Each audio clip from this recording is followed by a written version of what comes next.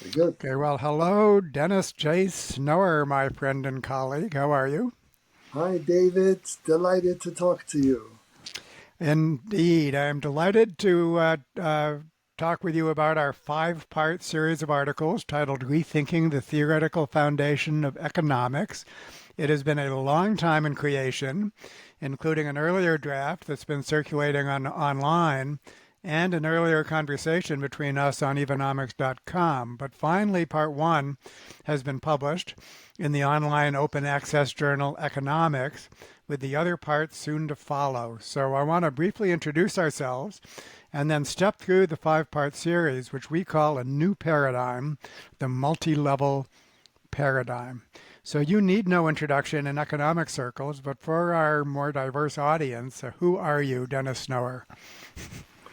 Um, Foremost, I am your friend and colleague. After that, I am the president of the Global Solutions Initiative, which advises the G20 and G7 from year to year. And I am a professorial fellow at the Institute for New Economic Thinking in Oxford and a visiting professor at University College and non-resident fellow at Brookings. And I bring the enthusiasm and also the necessary sense of critique to this project of a new paradigm, which is just a new way of thinking about economics. Awesome. That's great. And you are known for something called insider-outsider theory, and I love that because you, as you've just shown, are the consummate insider, and I am the consummate outsider. I do need an introduction in economic circles. I'm trained as an evolutionary biologist, best known for studying the puzzle of how altruism can evolve in a Darwinian world. And in 2007, I wrote a review article with my great and recently departed colleague Edward O. Wilson titled Rethinking the Theoretical Foundation of Sociobiology, which applies to all social species. And I think of our series as essentially the extension of this framework of that paper to human cultural evolution in all its forms, including economics and beyond. I started studying economics per se over 15 years ago, so I'm not a newbie. And that includes a collaboration with Elinor Ostrom, who shared the Nobel Prize in Economics in 2009, and whose work is central to the multi-level paradigm, as we will get to. And now I'm delighted to have collaborated with you for now a period of over 4 years, I believe, in the writing of this series. So now let's step through the series. I'll take part one and then turn parts 2 through 4 over to you. Part one begins by taking the concept of paradigm seriously as an interlocking set of ideas that makes sense of the world in some respects, but also has difficulty escaping its own assumptions. And whatever else we might say about neoclassical economics, it does qualify as a paradigm, as an interlocking set of ideas in this sense. And I think that's one reason why economists are so proud of their profession and kind of set it apart from the other social sciences, and also other schools of economic thought, which are not integrated in this sense. And so we call this situation diffuse pluralism, many islands of thought with little communication among island. And 1,000 critiques of neoclassical economics are not going to be effective unless the critiques hang together. What's needed to replace the neoclassical paradigm is another interlocking set of ideas, and we say by far the best candidate for this is a combination of complex system science and evolutionary science. The evolutionary part is called generalized Darwinism, and it applies to all processes that combine the ingredients of variation, selection, and replication. So that includes human cultural evolution and artificial intelligence, which is computerized evolutionary algorithms. And a key part of generalized Darwinism is called multi-level selection, MLS, which tells us that functional organization can evolve at any level of a multi-tier hierarchy of units such as from small groups to global governance in human cultural systems, but only when special conditions are met. And when these conditions are not met, then adaptations that evolve at smaller scales become disruptive at larger scales. So multi-level selection is profoundly different than the metaphor of the invisible hand, which claims that the lower level pursuit of self-interest robustly benefits the common good. So part one ends with a very brief historical review of evolutionary thinking in economics, from Smith to Veblen to Hayek to Nelson and Winter to Ostrom, and then to the present. So the bottom line is that the multi-level paradigm can inform any positive change effort, no matter what the scale or context, in economics and all other human endeavors. And so there's the stage broadly set, and I'm delighted to pass to you, Dennis, for parts 2 through 4, which apply these more specifically to to economics. Okay, without sticking to the parts themselves, but in terms of the components of our theory, I think, as you said, uh, functional organization is absolutely central and critical. And functional organization does not play a role in neoclassical theory or in behavioral economics, most other types of economics, because the functional organization is assumed to be rigid, which is whoever the decision makers are, those are the decision makers forever. In economics, the decision makers are households, firms, government, and they are assumed to act like individuated decision makers, that is, as if they were one cohesive, coherent unit. And in our theory, there are flexible multiple levels of functional organization. And that means that you're in a completely different world. So you need to start thinking about economic agency in a different way. Who says that the economic agents are necessarily households, firms, and government? Who the economic agents are depend on how people form social groups, and those social groups may be cohesive enough to be considered a decision-making unit at some level. And since every human being has some degree of autonomy, usually agency is shared between the individual and the groups within which you participate. Now, in standard neoclassical theory or behavioral economics, well-being and skills and so on, all located in the individual. And in our theory, it's not necessarily the case. Skills can be located in a group, and obviously, most work is teamwork, and so therefore, you're critically reliant on other members of your team, and your skills are therefore distributed. Similarly, your objectives, to say that your preferences are hardwired in your mind and you just follow them through, perhaps with limited context dependence, is simply not making contact with reality. We know we're influenced by our contexts, and we play a part in forming the contexts of other people. And so our multi-level paradigm takes that seriously. And so in neoclassical economics, you've got different categories. You've got preferences, they determine your objectives. Then you've got beliefs about what other people do, and that is determined by rational expectations or some super rational model. And then you've got perceptions, which are assumed to be like a mirror image, an imperfect mirror image of the world.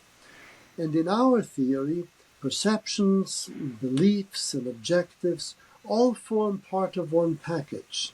If you have a particular identity, then that gives you particular motivations. And those motivations, if they're caring motivations, then you'll have pro-social beliefs. Your perceptions will be geared to your pro-sociality, and your objectives will be pro-social. Whereas if you live in a highly competitive, cutthroat world, it'll be very different. Your beliefs will be zero-sum thinking, and your perceptions will be focused on that, and your objectives will be centered more on your individual objectives rather than your participation in the whole. So you're in a completely different world once you accept that human beings, what makes them distinctive is their ability to be flexible in their levels of functional organization. And that gives us a special responsibility, because if we want to live in harmony with the natural world and in harmony with each other, then we need to shape our groups, our levels and domains of functional organization You know, so we're able to cooperate. yeah, well, and part of this, Dennis, is the concept of an embedded economy. That basically economic systems are embedded in social, political, and environmental systems. Which, of course, when you say it that way, it goes without saying. And yet, the neoclassical paradigm encapsulates economics. And maybe you could say a little bit about that. The concept of an embedded economy as something which is integral to the multi-level paradigm, but not so much in the neoclassical paradigm. Neoclassical paradigm sees economics largely as self-contained. Most economic activity is explained by economic variables defined by economists in particular ways. And therefore, the idea that you basically can't understand economics unless you understand the social structure in which it's embedded. What type of social relations do people have? That's foreign to economics, neoclassical economics certainly, but most of economics. And it makes sense intuitively that if we trust one another, we will have a totally different set of economic relations than if we don't trust one another or if we're in conflict with one another. And so the invisible hand of Adam Smith, where if there are gains from trade to be exploited, they will be exploited, that makes a lot of assumptions about society, which society does not often manifest. And so the embeddedness within society is absolutely critical. The embeddedness within our polity is also critical, because different political systems set different rules whereby you can trade. And the embeddedness within the environment is absolutely essential. And that's not simply a matter of knowing that we get our energy from these raw materials and we dump our waste into this place.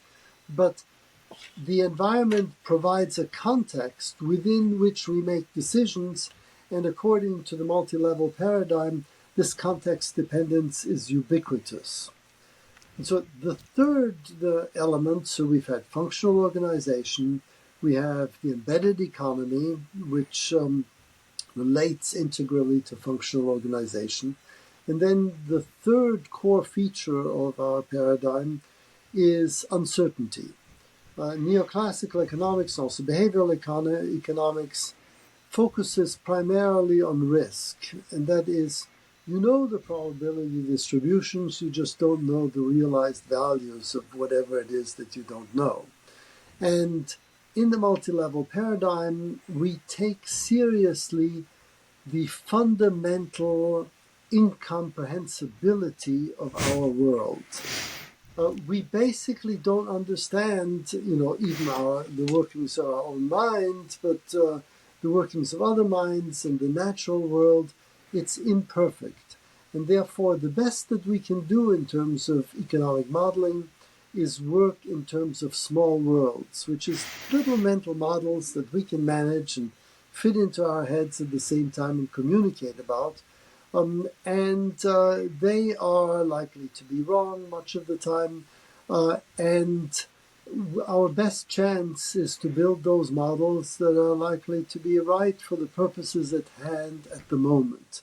Yeah, And that, that's Dennis. That's I mean, contrasting the Newtonian view of theory um, with very much a Darwinian view. When we say we have to experiment, we don't know. Basically, what we're saying is we have to be intentional about cultural evolution. We have to have systemic goals, try things out, repeat again and again. That's what I think that we mean by small world models, as opposed to fundamental theorems and so on and so on. Right? uh, absolutely, so that the world is open. Let's say in economics, the most important concept is efficiency. And in order to be efficient, you have to know your goal, and you have to know the constraints that you face, and you have to know the means at your disposal to achieve that goal. And then efficiency is you use the best means to achieve your goal as well as possible. But if you don't know your constraints and you're not clear about the world in which you operate, and your goals are evolving in response to the world, then this concept of efficiency no longer has a lot of traction.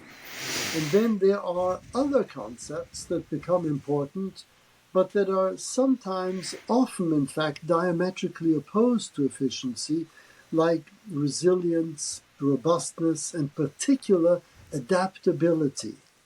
And Let me add something, Dennis, with my good colleague Guru Madhavan. Maintenance is like is like doesn't get any love, no respect for maintenance. When in fact, 80% of what we do has to be maintenance. That's true for our bodies, and it's true for our. It's not just some guy with a broom. I mean, it's so resilience, maintenance, and continue. Sorry to butt in. that's really important, particularly if you understand that we define maintenance differently from the way it's defined in economics, which is basically accounting for depreciation and making up for it. That is not what we are talking about. Um, Maintaining our environment is being a responsible steward of the environment and making sure that it is able to regenerate. Now, that is not something that an economist currently would recognize as a definition of maintenance. But absolutely vital for our actions in a world of uncertainty. You need the requisite humility, and that means that even your goals that you have now, you must be aware that the goals may change if adaptability requires it. And we understand this intuitively in our lives when we turn into older men like we are, David. We look back at the goals that we had in our childhood or in our 20s and we shake our heads.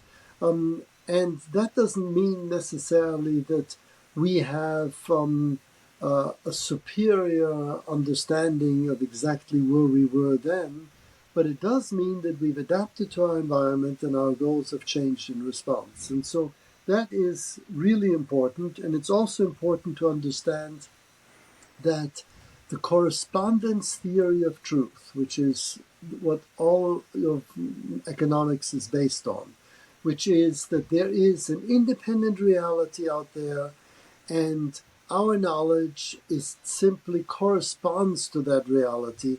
And as we gain more knowledge, we get a closer and closer fit with that reality.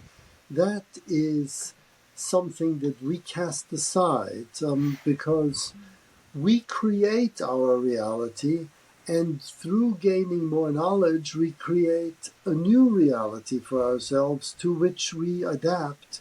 And it is in this continuous reciprocal process between what we do and the contexts that we shape that evolution in the social sense and the economic sense takes place.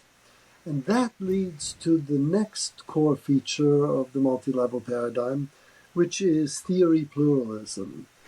In economics, we're fond of a theory, and when enough people jump on the bandwagon, then economics is defined in terms of that theory. And neoclassical economics is has a very tight grip on the theories that are acceptable, and they define economics for neoclassical economists.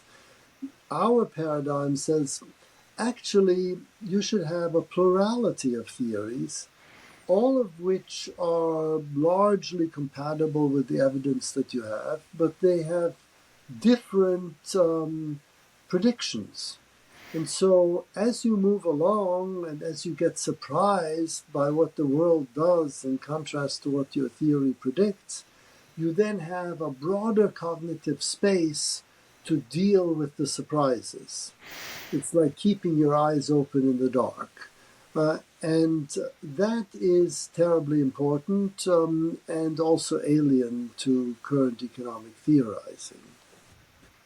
And then the last two elements I can deal with very quickly together, which is multi-level decision making and multi-level flourishing. Multi-level decision making simply takes seriously what we've just been talking about, which is we operate at the level of the individual as an individual organism, but also we participate in the well-being of the collectives to which we belong. And our well-being should not neglect that second bit, that we are part of collectives, and what these collectives are change through time because we've got these flexible multiple levels of functional organization. And therefore, our well-being depends not just on the goods and services that we get or that we produce through the resources that we take from Mother Earth, but they also depend on our embeddedness within society, our fulfillment for social belonging, our sense of agency, to what degree can we shape our life through our own efforts. And it also depends on how we contribute to the natural world, to what degree we help maintain it, are responsible stewards of it. And all that goes into our decision-making goals, and it also functions as guides for what gives us meaningful and fulfilling lives. So this is a much broader understanding of well-being than economists' utility functions that depend simply on consumption and leisure. Oh boy. So, Over to you, David. that's so great. And if some of this seems commonsensical to our listeners, especially those who do not have an economic background, it is, although the whole concept of common sense depends on how you view the world. And I think that some of these points have been made by many others within economics, including Nobel laureates, emphasizing such things as, the importance of norms and enculturated self and all of these things. But for the most part, these have been pushed to the periphery of the profession. And so what's new, I think, about the new paradigm is that now they cohere, basically. Now they cohere. They become more interlocking within this paradigm than they were before. And I think that's what's new. And If I so, could just give one example of of this, course, yes. I find identity economics is really important because it is intuitively very close to what we are talking about. It says that what your behavior is, your objectives, and uh, your goals depends on your identity, and your identity is depends on the group to which you belong. And that has huge effects on how educational institutions work and the workplace works and so forth. And the big question that often is asked of identity economics is Well, what determines identities? Where do they come from? And our answer to that question is that they evolve according to the principles of Darwinian variation, selection, replication. Uh, and how they evolve is very significantly our responsibility because we must be aware of the fact that our identities are evolving as we speak. Yeah, Dennis, I'll recount my own kind of journey into the economics profession as I was learning this as the consummate outsider. Eventually I encounter an article, 2007 article by George Akerlof, a Nobel laureate. I think it was his presidential address in the American Economics Review, titled The Missing Motivation in Macroeconomics, and the missing motivation is norms. And so I'm reading this and I'm saying, what? Norms? It's 2007 and economics is discovering a little thing called norms? That's the degree to which a concept that is absolutely central to the human condition, my heavens, is now just kind of newly being incorporated or the attempt newly being incorporated into economics was like mind-boggling for an outsider. How can this be? I found myself thinking, and so I'm nice that it's happening. But with the multi-level paradigm and generalized Darwinism, that's where you start out. You start out with individuals inherently embedded in groups that are governed by norms. That's where you start. It's not what you're trying to add on decades later. So I'm letting my feelings out, but hopefully, this is the kind of experience I had again and again, in trying to navigate the economics profession. Uh, One thing that I think all professions share in common is that when other professions tread on our ground, we are amazed at how facile these other people think. Uh, that's why it's so useful to pick the low hanging fruit between the disciplines. And extended Darwinism helps you do that and provides an integrated framework for doing so. Yeah, well, I mean, again and again, I've even said it in this talk. What we're offering here is a generalized version of other things, a generalized version of Ostrom, a generalized version of adaptability. So it's not replacing the disciplines; it's integrating the disciplines, and that's, of course, what evolutionary theory did for biology long ago. So this, in many ways, the kind of conceptual unity that's already taken for granted in evolutionary biology is now what's newly on offer for economics and the social sciences. Well, let me finish up with part 5 of our series, which gets down to practical applications. And so what we say is that even though this is a new paradigm, it's shovel-ready for informing cultural change efforts of all sorts inside and outside of economics.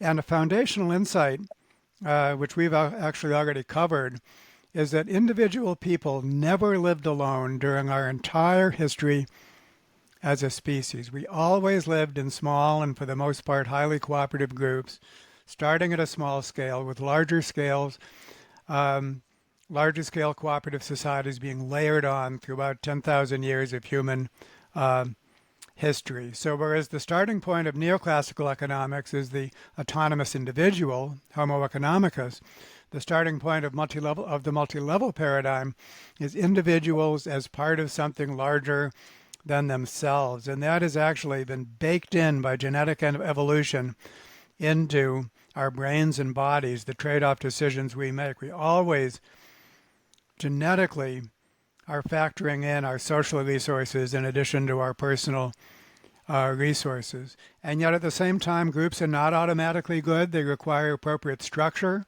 to function adaptively. And the generalization we could make is what all groups need is A, to be well governed, and B, to be adaptable, as you've already uh, uh, touched upon. The governance part is based on a generalized version of Elinor Ostrom's work, including the core design principles for governance of single groups and polycentric governance for multi-group interactions. The adaptability part is based on a generalized version of therapeutic and training methods from the applied behavioral sciences, and these are highly evidence-based. Thousands of randomized control trials demonstrating the efficacy of these methods. And all of this is scale independent, so as relevant for giant corporations and nations in the global village as for individuals in a real village. And as we give examples and increase the scale of our examples, from manufacturing plants to smart cities to nations to global governance, we say repeatedly that the problems might be more challenging as we go up in scale, but they are not different in kind. And so this is an enormous conceptual simplification that we can take the same basic set of interlocking principles and we can apply them at every scale and every context. So I'd like to end my own contribution to this conversation by quoting the final passage of part one, which is published now. Here's what we say. We submit that if a paradigm shift takes place, by changing the way we think, it will change the way we act. There will be a quantum jump of good governance at all scales, including the global scale, and further improvements will take place over the longer term as institutional and procedural shortcomings are addressed with the welfare of the whole Earth system, the ultimate unit of selection, in mind. So I think that's what we're working towards for the series as a whole. I think one thing that is really worth saying here is that all of this also implies a new purpose for economics. Economics has understood itself so far as basically connecting the means and the ends. You've got scarce means and you've got predetermined ends, and you want to connect them efficiently. And now the name of the game is more how do, first of all, people mobilize economic means, which could be adaptable and non-adaptable, and how could they be mobilized so as to promote flourishing, both individually and collectively, and now and in the future. And that is a big challenge, and connects us then with other social sciences and the natural sciences, and helps integrate the purpose of economics with the purpose of a lot of other stuff that we do. Yeah, that's great. And so we have some, moving forward, I want to announce a online community and two physical events that will feature the new paradigm. The online community is called the New Paradigm Coalition, and we'll provide a link so that our listeners can learn more about that. And an annual event that you organize in Berlin, the Global Solutions Summit, will be taking place this year on May 6 and 7 in Berlin. And so the new paradigm will be featured there in some of the programming. And then a conference on rethinking business education will take place at Fordham University in New York City, organized by our colleague Michael Pearson on June 3 to 7. And so there's opportunities to basically become involved, both online right away and at two forthcoming events. And so I look forward, Dennis, to continue to work with you and many others to catalyze the new paradigm. Catalyze means make things happen in years rather than decades or not at all. And I'm a big believer in catalysis. And I think it's absolutely necessary now, because everyone has the feeling that the world is out of kilter. Our environment is destabilized, our societies are fragmenting. So not only are we destroying the basis of life on which we depend, but we're also destroying our capacities to do something about it, and to use this sense of urgency to change things. to go for catalysis is absolutely vital. Okay, well, that's great. So thank you so much for taking the time, Dennis. And so I look forward to sharing this far and wide. Thank you very much.